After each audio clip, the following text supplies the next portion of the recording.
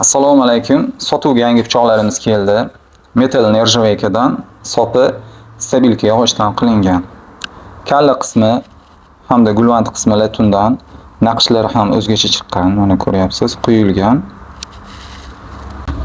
Har xil fasondagisi bor.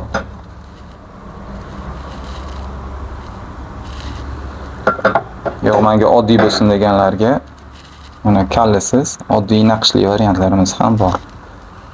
Ranglari har xil chiqqan. Sopimizda ham kesichlari